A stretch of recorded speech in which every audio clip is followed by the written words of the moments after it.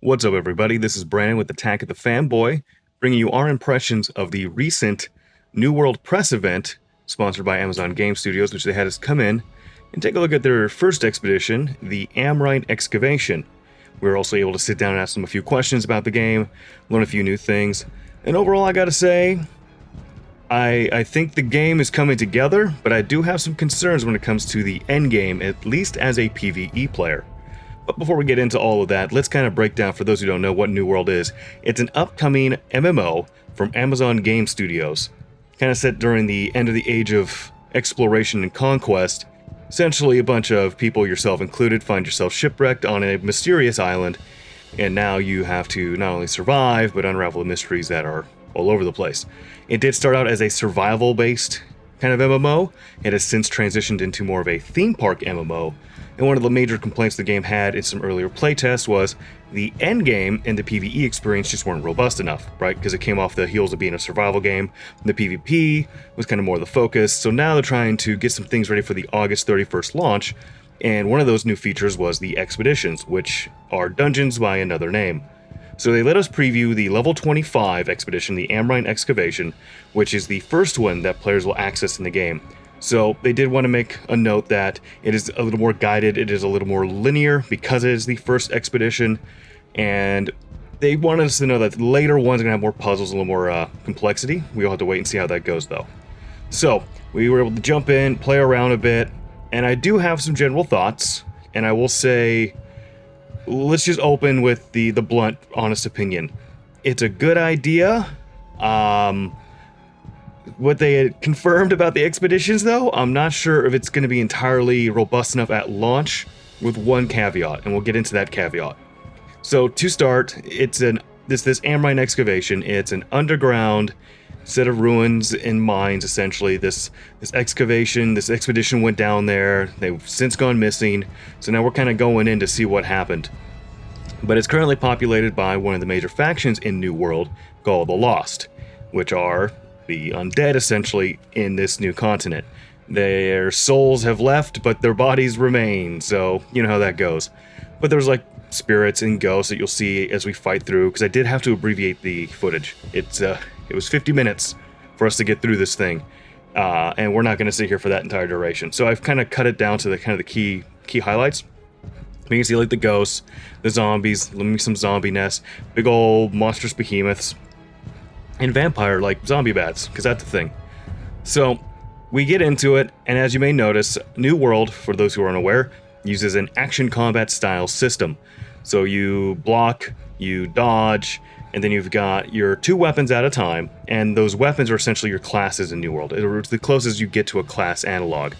So you can equip like a great axe or a healing staff, and then there's these two talent trees per weapon that as you use the weapon, you'll gain experience with it, and that's where you can unlock these perks. A handful of them are the actives that you see in my bar, and they go on cooldown per weapon, and it's what you use to kind of get your extra damage or get some like status effects applied to the enemies. And there's also the passives that are tied to them that make them better, augment them, alter them. It's a cool looking system. I had some fun playing around with it. But otherwise, I will say it's not too shabby.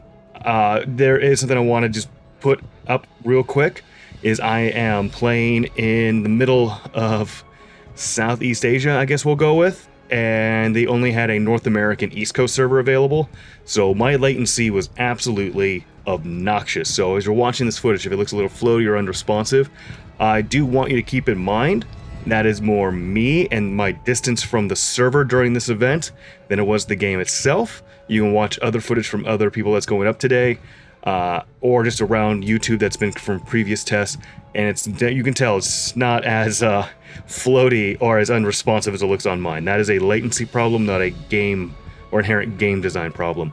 So just moving on. So you got the action combat. There's no strict Trinity or roles, though they do have some systems they're adding here in Alpha to kind of help mitigate that. Like there's the healing staff for healers. There's taunt gems that you can socket into gear that'll make certain abilities on certain weapons just start to taunt more. So it's a little loose on the class system. That Holy Trinity isn't as much in effect here as to say a WoW or a Final Fantasy XIV. but you can kind of squeeze it in, which is vital in a dungeon because, as you'll see as we're running around, having someone to hold the threat off of your healer is a big deal because at this stage, we didn't really have gear with sockets for the threat gems, so the only person really generating a heavy amount of threat was our healer, so we try our damnedest to try and keep everything off of them. Another thing you'll notice is there's no audio from the dungeon. I just got music playing in the background because we were using the in-game voice, and we were a chatty bunch. And the volume was kind of all over the place, and it just does not sound good in a final video, especially with someone narrating over the top. Which, on a quick tangent, the voice chat in-game that's baked in is actually pretty decent. Not terrible. People are still going to use Discord, but in a pinch, if you need to talk to a group, it will actually work out pretty well. Back on topic, so the Amrine Excavation is a rather linear expedition slash, dungeon. Up to 5 people. We went in with 4, because just how the press event kind of worked out, and just how many people were available. We had 4 in our group. But ideally, you want to go in 5. And it's what you'd expect from a dungeon, right? You're going to go through from begin to end, kill a couple bosses. There's puzzles to solve, though the one in Amrine wasn't all too cosmic. It was kind of just pressure plates. Everyone had to stand on a pressure plate, door would open, had to kill the mobs that spawned. Not too much to worry about, but they did promise, Amazon Game Studios did promise that later on, the future expeditions would be a little more complex in that regard. But it's what you'd expect. You kill things, there's some chests you can loot for more loot. One nice little touch I do enjoy is expeditions have their own special loot pools and bosses have special drops, which is a trend we've seen some games get away from with universal loot pools. Like Destiny's Strikes just have a universal pool at this point, which is not my preference. I like having unique drops per boss. I like having a reason to farm specific places for specific things, and it looks like New World is kind of going down that road with their PvE, which is something I appreciate. Now, moving forward to the expedition, so we did get to ask a few things in the Q&A, and concerning expeditions, we found out that there are going to be 2 more revealed in May, because they've revealed a few so far. It's for a grand total of 6 for launch. 1 at level 25, level 35, level 45, level 55, and then 2 endgame expeditions. They confirmed the leveling ones do not scale up for endgame, so it's just the 2 we'll be running for endgame stuff. And you can kind of see here and there if I pop into my UI bit that the gear that we're getting in this dungeon, it's level 25, they gave us level 30 characters. It is not scaling up. It is a set drop, which I'm a little of a mixed mind here, a little concerned because those dungeons scaling up, more like a World of Warcraft expansion, that would have been probably preferred, because right now the PvE endgame's still kind of anemic. But then again, you have MMOs like Final Fantasy XIV that launch with 2 to 3 endgame dungeons and then kind of add things over time. So remember I spoke about that caveat earlier, that's kind of what we're waiting to see is, for those who've been keeping track, New World since the August press event is grown quite a bit. Every month, Amazon Game Studios seems to add a substantial amount of new content, and it's been overwhelmingly successful. The game is coming together nicely, whether you're into New World's theme or gameplay. The fact that they're getting this much put out is still impressive. The fact these expeditions were only recently announced and they're having 6 for launch. Yeah, I did express concern, but I do understand where they're coming from and how quickly they've gotten these out. That caveat being, if they can keep up this content rhythm, this cadence at launch, then I think this problem will work itself out.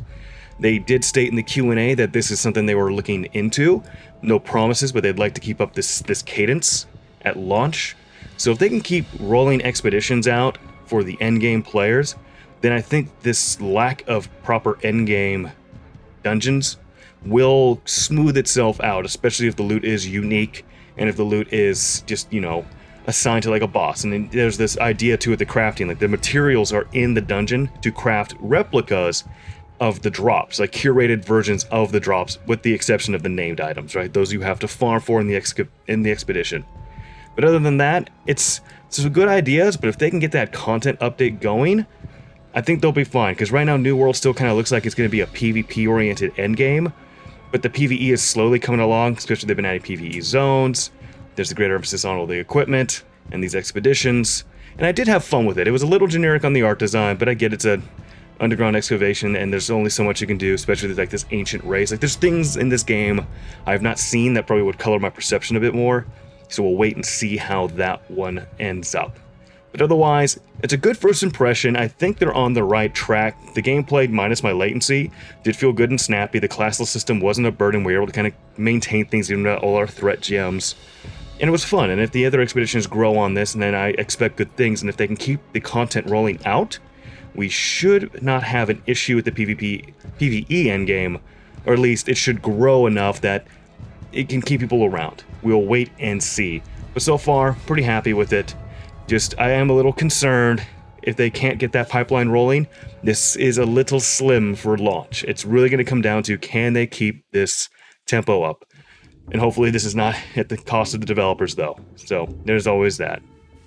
Otherwise, yeah, that was our impressions of the Amrine Expedition.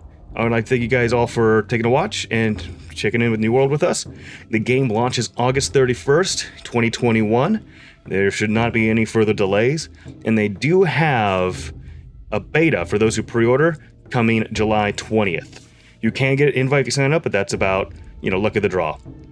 All right, everybody, this has been Brandon with Attack of the Fanboy. For more of our coverage, be sure to check out our website at attackofthefanboy.com for reviews, previews, guides, and more gaming news that you want to know. And otherwise, follow, like, subscribe, and give ourselves a thumbs up or thumbs down on the video if you want to see more. Otherwise, y'all take care, and I'll see you in the next one.